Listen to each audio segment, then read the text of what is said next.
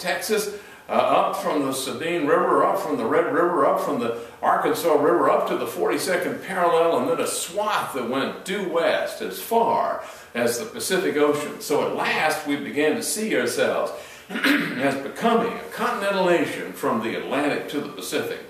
And then in December of 1823, in his 7th message to Congress, having been the first president to recognize the new republics that were coming out of the old Spanish Empire south of our border, Monroe gave us the very bedrock of our foreign policy, which we today call the Monroe Doctrine, which in effect said the following: that North and South America should no longer be subject to colonization in the future, that the republics of North and South America are of a peculiar lot, and that if any foreign power attempts to meddle with the nature of these republics, that would invite an unhappy response from the United States. But he said two other things in that doctrine that we clearly wrestle with today. He said the United States should not get involved in the internal affairs of other countries, and implicitly that the United States should not get involved in any foreign wars, save as those wars are pressed upon us. Well, James Monroe was born April 28, 1758 in Westmoreland County, which is about 140 miles northeast of us. That's where the Fat Cats lived on the Potomac, the Carters and the Lees and the Washingtons. And several rungs below on the social ladder were the Monroes. James Monroe's father, Spence Monroe, was nominally a Virginia gentleman, but he had to work 5 to 7 years for another man before he was in a position to cut out 500 acres. And that's when he and his Welsh wife, he was a Scot, raised 5 kids. James Monroe was the oldest son. He went to a little school nearby called Campbellton, and there he met his best boyhood friend, lifelong friend, comrade at arms in our fight for independence, John Marshall, the future Chief Justice of the United States Supreme Court. A friendship that Monroe was smart enough not to talk to Mr. Jefferson about, because Mr. Jefferson and Mr. Marshall detested each other. Not simply because of their political differences, but because they were related to each other by way of the Randolphs.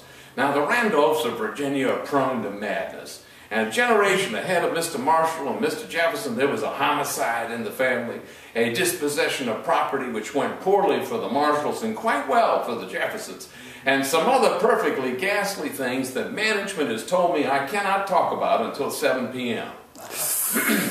Well, anyway, Monroe's dad died in 1774, and his uncle sent him down to College of William and Mary in Williamsburg, Virginia. He was there from 74 to 76, and by 1776, Monroe said, "This fight is my fight." He left college for good. He joined the 3rd Virginia Regiment. He was made a first lieutenant. He and his unit were sent up to New York to participate with General Washington in Washington's perpetual defeats and retreats. You know, Washington was kicked out of Brooklyn Heights. He was kicked out of Manhattan. He was pushed north of Harlem Heights.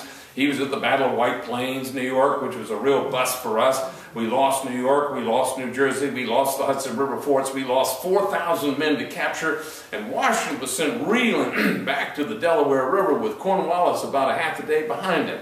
Now, you know that painting of Washington crossing the Delaware River from the Pennsylvania side to the Jersey side on Christmas Eve of '76. In order to catch the Hessians napping the following day at Trenton and bag most of those boys, that plus the Battle of Princeton bought us enough time to get into the new year. But Monroe almost didn't get into the new year. At the Battle of Trenton, he caught a Hessian ball that went into his side. It severed an artery, and that slow-moving big ball worked its way up bone into his shoulder. They weren't able to get the ball out of his shoulder without killing him. He carried that ball the rest of his life. Had he not recruited a surgeon the night before the battle, had that surgeon not been by his side when he got hit, had that surgeon not immediately tucked up that artery, you see, he would have bled to death on the field of battle, and the tour would be over, and we would go out and have a beer, you see, or something. But as it was, he recovered, and he showed up on the battle line on a date that we will never forget, the 11th of September. There was another terrible 9/11 in our history, and that was 9/11/77. And that's when we lost the Battle of Brandywine Creek in Pennsylvania. When we lost that battle, we lost our capital, Philadelphia. Washington desperately tried to get Philadelphia back at the Battle of Germantown in October of '77. He failed again, and so he was forced to go to a miserable winter retreat known as Valley Forge. Monroe was at Valley Forge from January of 78 until Washington broke camp in June of 78. And during that time, no fewer than 3,000 men, excluding their wives, perished. Do we remember these people? Did we memorialize these people for what they did in keeping that camp alive just 21 miles away from the British in Philadelphia? I don't think so. You know, Monroe could leave his hut there at Valley Forge, the hut which he shared with Captain John Marshall and some other officers. And early in the morning, he'd walk his portion of the perimeter and take down the names of the men and women who had died overnight of what they called grass in the mouth. It's an old medieval expression for somebody who's frozen to death, starved to death, succumbed to his wounds, or died of disease. And yet in the midst of this misery and for the rest of his life, Monroe never ever wanted to forget the spirit of the American soldier in that camp. And 40 years later, when he was President of the United States, at last he was in a position to work with Congress to get some benefits to some of the surviving Revolutionary War veterans. Monroe came out of Valley Forge. He was at the Battle of Monmouth Courthouse in New Jersey, the last major battle in the Northeast during the Revolutionary War, and he's promoted to major. And you might think he'd be pretty pleased at the age of 20 to be promoted to major, but he wasn't pleased at all, because with his promotion, he did not get a unit of his own. So he went to General Washington. He could do that. He was part of extended general staff. And he said, "Sir, I want a unit of my own." Washington said, "Look around you, Major. I've got too many officers and too few units, and you're pretty low on the officers list." He said, "If you want a unit of your own," he said, "I'll give you a commendation for your services with the Continental Line." Washington rarely gave personal commendations. And he said, "You, sir, can take that commendation, go back down to the Virginia state line and see if you can do better." So Monroe took that Washington commendation, he returned to Williamsburg, he approached the Virginia legislature, and he said, "Now, gentlemen, see here, I want a unit of my own." And they said to him, "Look around you, Major, this is 1779. Some of us don't think we're going to win this war, but we'll make you a colonel." Monroe loved being a colonel. All Southerners like to be colonel. And they said, "Now, Colonel, you go out and get your own people." So Monroe scoured Central Virginia for 3 weeks to get his people, and not one single person joined his unit. Now he's a very depressed 21-year-old colonel moping around Williamsburg, thinking his chances for advancement in life were over, when he was accosted by the wartime governor of Virginia, a man 15 years his senior, who was to change his life forever, and that was Thomas Jefferson. And Jefferson said to Monroe, "Buck up, Colonel, there's life after the military." He said, "I can make you a lawyer. You want to be a lawyer?" "Yes, sir." "Not so fast, Colonel." He said, "I got to move the capital of Virginia from Williamsburg to Richmond. Do you think you can begin to learn the law on horseback?" "Yes, sir, I think I can." And he did. And by 1782, Monroe was a practicing attorney in Fredericksburg, just 90 miles to the north of us. The following year, he was made a Confederation congressman. By 1786, he was a senior Confederation congressman in New York City, and he gets depressed again, big time. Why? Well, not because he's a southern boy in a northern town, but because he's just reached his 27th birthday. Well, what's wrong with 27? As I look around this room, 27 looks pretty good. But in those days, if you were a declared politician and you'd reached your 27th birthday and you hadn't picked up a wife by then, then maybe something's wrong with you. So Monroe has got to get himself a wife. He goes to a ball in Lower Manhattan, and there he met Elizabeth Courtright. He fell head over heels in love with that lady. If the two of them came through that door right now, well, you should be shocked. They've been dead for years. But getting beyond that shock, in your mind's eye, take them in. Here's Mrs. Monroe, never weighed more than 80 pounds, never taller than 4'10". Colonel Monroe in those days weighed 180 pounds and he was over 6 feet. But that did not preclude successful biological activity. They had 2 daughters who survived and 1 son who did not. Now that's a pertinent subpoint, because amongst our first 5 presidents, with the exception of John Adams, there were no surviving sons. So what does this mean? This is a moment of truth for the gentleman and me before you. It means the ladies have probably had more to do with the development of the new republic on the presidential level than they've gotten credit for. And they're going to ask for it. We got to let them have it. I don't mean it that way. We've got to let them have it. All right. Now, Monroe has finished his 3 terms as a United States congressman. That's all you could do by our first Constitution. Maybe we ought to take another look at that again. And he gets a letter from Thomas Jefferson, our minister in Paris. And Jefferson said, "By the by, Colonel, I'm coming home and I want you closer to me." So Monroe left Fredericksburg for good, came down to Charlottesville, bought an 800-acre farm in the middle of Charlottesville, 45 acres of which became the University of Virginia. Monroe was affiliated with the university from the time it was called Central College, even beyond the time when in October of 1817, in a Masonic rite of his own device, he laid the cornerstone for the University of Virginia before Presidents Jefferson and Madison. And then he came up here and he bought 3,500 acres, and I built a modest house which was finished by November of 1799 in time to entertain his first overnight guests of Dolly and James Madison. Now look, it's dark out there. You got lots of things to do. I've got to cut out a certain amount of chronology, but at this point, typically what I do is I give you the bad stuff about Monroe, and then I give you the good stuff. Now, if you don't want the bad stuff, I'll just give you the whitewashed good stuff. You have to decide yourselves. Both. Both. All right, it's Philadelphia at 1793. Nothing bad about that. Philadelphia is still our capital. Monroe is Virginia's first United States Senator under our new Constitution, and he has immersed himself in the political nasty stuff. He's become the point man for the Jeffersonians against the Hamiltonians.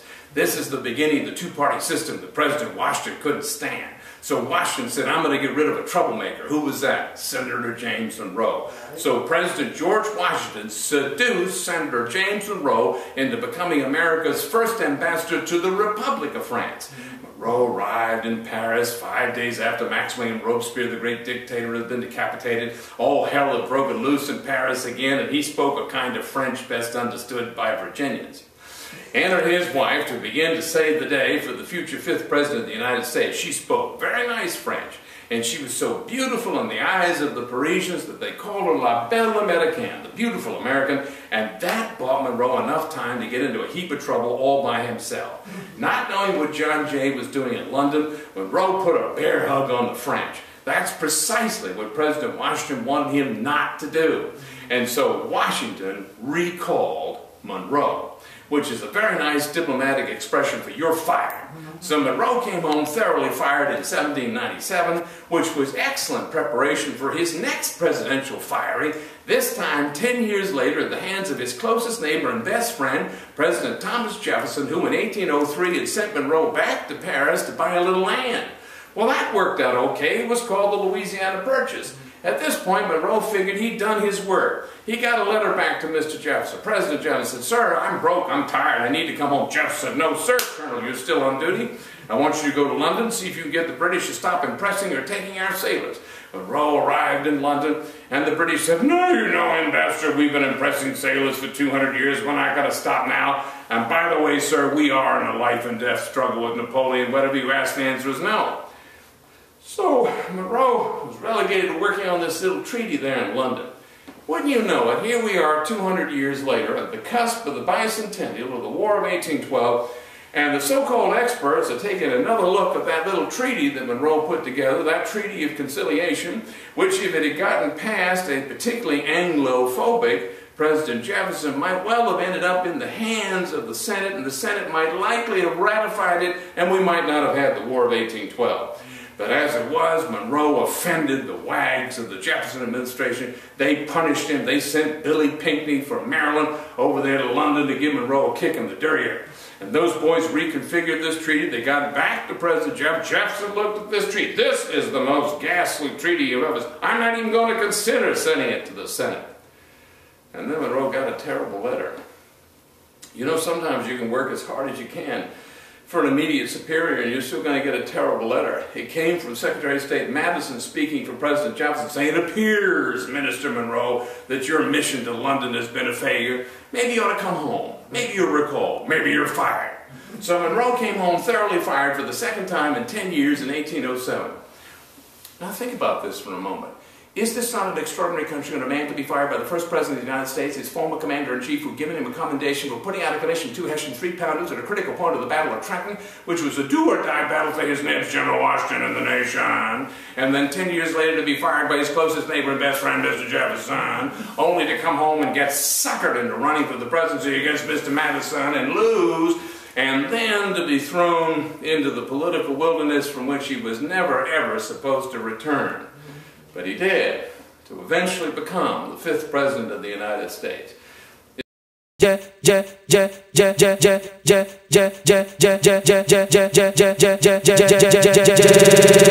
Make you go low, make you go low, make you go low, make you go low. Take it down low, take it down low, take it down low, take it down low. These DJs, they kill me. My temperature rising, it's flying high. My DJ, they sweep me. Mr. DJ, put the song on replay. Make you go low, make you go low, make you go low, make you go low. Take it down low, take it down low, take it down low, take it down low. Yo, on your mic, let's go. Tell the boys and guess we come, we don't show. Step up in the club, killing the dance floor. Money plenty, me no me cash, me one blow. Road boy, me no care what you be. Me no send anybody we don't like we will be. Anything you say, na Gucci, more Gucci, so take your deuces. Brother, me lay low, I don't give a damn, yo. If you wanna hate, yo, I know be Tony, yeah, yo.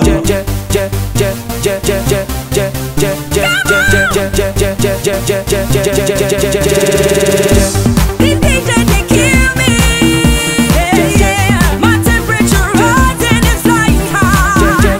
My DJ, they sweep me. Mr. DJ, put the song on replay. Make you go low, make you go low, make you go low, make you go low. Take it down low, take it down low, take it down low, take it down low. I got a reason why I wanna take you down low. Cause Mr. DJ is killing me, cause you don't know. Now him they run show, now me and you for dance floor. Today we day for techno, body go surely go low. Shake your body, make you move your body. Cause we no say nobody. Share you done the surgery. Share you done the surgery. You done the surgery. These DJs, they kill me. My temperature rising, it's flying high. My DJ, they sweep me. Mr. DJ, put the song on replay.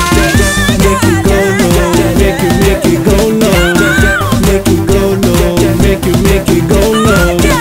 Take it down low, take it down low, take it down low, take it down low. If you are sexy in this club, put your hands in the air, put your hands in the air, put your hands in the air. If you're looking so fly, put your hands in the air, put your hands in the air, put your hands in the air. If you are sexy in